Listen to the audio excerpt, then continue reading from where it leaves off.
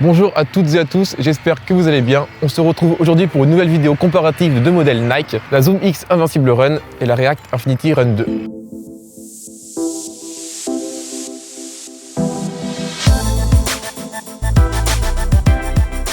Alors pourquoi ces deux modèles Nike? Tout simplement parce que selon la marque, cette React Infinity Run 2 permet de réduire le risque de blessure, tout comme cette Zoom X Invincible Run, sachant que celle-ci est orientée pour les longues distances. Tout a commencé en 2019 lorsque Nike avait sorti la Nike React Infinity Run. Cette chaussure permettait de réduire le risque de blessure et donc de faire des distances allant jusqu'à 1000 km au total. C'est en 2021 qu'elle revient avec une deuxième version, en plus de la Zoom X Invincible Run qui permet de faire des longues distances. La théorie c'est bien, place maintenant à la pratique, on va tester ces modèles et les comparer.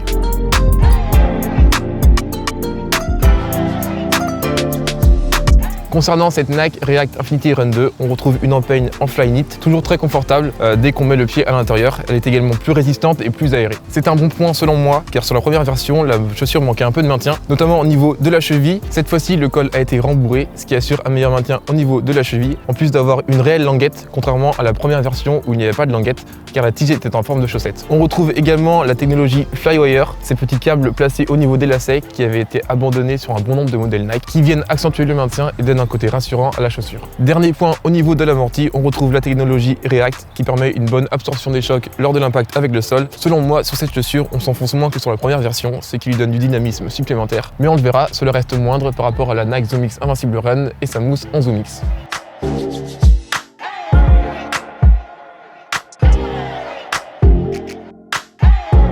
Place maintenant à cette Nike Zoom X Invincible Run, la grande sœur de la Nike React Infinity Run 2, annoncée par Nike en début d'année et adaptée pour les longues distances. Concernant l'empeigne, on retrouve aussi la technologie Flyknit sur l'ensemble du modèle, donc on a un modèle très résistant et très aéré. C'est un modèle également très confortable dès que l'on passe le pied à l'intérieur, notamment grâce au col de la tige qui est rembourré en plus de la languette. Principal avantage de la chaussure également, on a un chausson très large à l'avant du pied mais également à l'arrière. Principale différence entre ces Nike Zoom X Invincible Run et la React Infinity Run 2, sa mousse, puisque celle-ci est dotée de la technologie Zoom X. À titre comparatif, c'est la même technologie présente sur les Vaporfly Next %. C'est une mousse très confortable, elle offre de super sensations.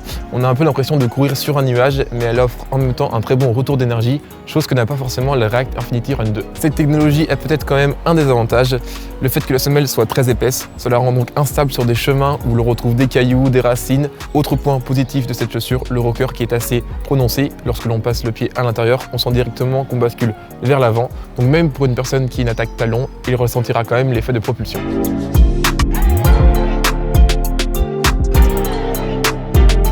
En conclusion, pour la Nike React Infinity Run 2, on retrouve un modèle stable, rassurant et ferme. Personnellement, j'utilise que pour des footings allant jusqu'à 10 km. Pour les longues distances, j'utilise la Zoom X Invincible Run.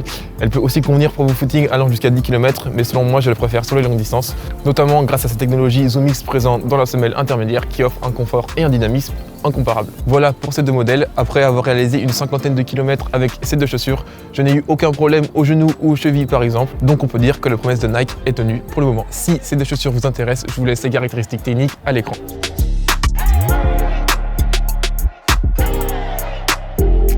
C'est la fin de la vidéo, j'espère qu'elle vous aura plu. N'hésitez pas à liker, vous abonner et nous dire en commentaire ce que vous pensez de ces deux chaussures, notamment si vous les avez déjà testées. Sur ce, moi je vous dis à très bientôt et bon run.